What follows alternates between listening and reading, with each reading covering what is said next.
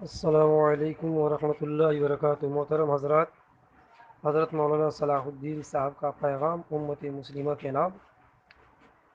اس جواب کے بعد انشاءاللہ کبھی بھی کسی کو ہم سمجھتے ہیں کہ قربانی پر اعتراض کے جواب کی ضرورت نہیں پڑے گی۔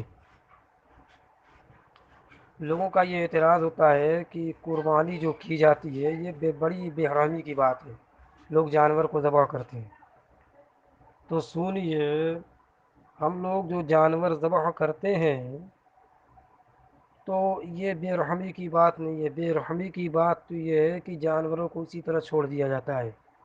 تو جن جانوروں کی قربانی نہیں کی جاتی ان کو چھوڑ دیتے ہیں۔ ہم دیکھتے ہیں، جیسے ہم مثال کے طور پر گدھا ہے، اس کا بدن کٹ گیا ہے، پاؤں کٹ گیا ہے، جسم سڑ رہا ہے، اسی تکلیف میں مکھیاں بیٹھ رہی ہیں، کیڑے پڑ رہے ہیں، کتے ہیں، اس کو دیکھو کس طریقے سے وہ زندگی گزارتا ہے۔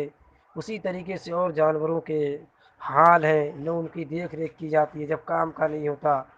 مگر جس جانور کی قربانی کرنی ہوتی ہے، چاہے وہ مسلمان ہو، ہندو ہو، مسلم ہو، سکھ ہو، عیسائی ہو، جو لوگ بھی ہیں قربانی کے پر جو جانور خرید و فروخت کرتے ہیں، تو وہ جانور کو جو بیچنے والے ہوتے ہیں وہ اس جانور کو اچھی طریقے سے کھلاتے ہیں، پلاتے ہیں، نہلاتے ہیں، دھلاتے ہیں، عزت سے رکھتے ہیں، یہاں تک کہ وہ جانور خوب بہترین، شاندار، اچھا، موٹا ہو جاتا ہے تو اس پر ایک قیمت ملے گی۔ تو اسی وجہ سے وہ لوگ اس کو کھلاتے پلاتے ہیں، پھر اس کے بعد اس کو مارکیٹ میں لاتے ہیں، پھر وہ جانور بیچتے ہیں اور ایک بڑی رقم کما کر گھر لوٹتے ہیں، خوش ہوتے ہیں کہ چلو اب میری بچی کی شادی ہو جائے گی، میرے گھر فلاں بیمار رہتا تھا اس کا علاج کر لیں گے۔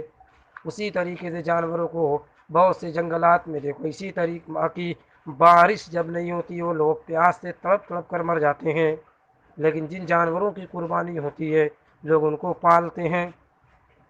اور تو قربانی پر یہ اعتراض کیا جاتا ہے کہ اگر ایک سال قربانی نہ کیا جائے تو اتنی بڑی رقم سے ہاسپٹل بنا دیے جائیں، مدرسے بنا دیے جائیں، راستے بنا دیے جائیں، بہت سارے دنیا کے اندر دوسرے کام اس میں خرچ کر دیا جائے۔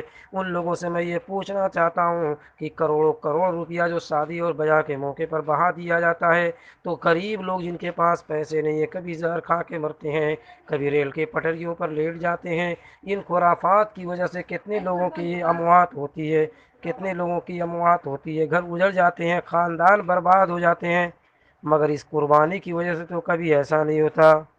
اس لیے قربانی پر جو لوگ اعتراضات کرتے ہیں، ہم ان سے یہ دعوے کے ساتھ یہ بات کہتے ہیں کہ شریعت اسلامیہ سے زیادہ رحم کسی مذہب میں نہیں ہے، بلکہ یہ بڑی رقم جو خرافات میں، شادی پٹاخے میں، رسم و رواج میں، سگریٹ میں، انٹرنیٹ میں، کرکٹ میں، ناچ گانے، شادی بیاہ میں جو مختلف طرح خرچ کیا جاتا ہے، یہ بڑی بے رحمی کی بات ہے۔ آدمی سگریٹ پیتا ہے، گٹکے کھاتے ہیں، کینسر ہو جاتا ہے، کبھی کوئی بیماری لگ جاتی ہے، طرح طرح سے لوگ ہاسپٹلوں میں تڑپتے رہتے ہیں، یہ بے رحمی کی بات ہے؟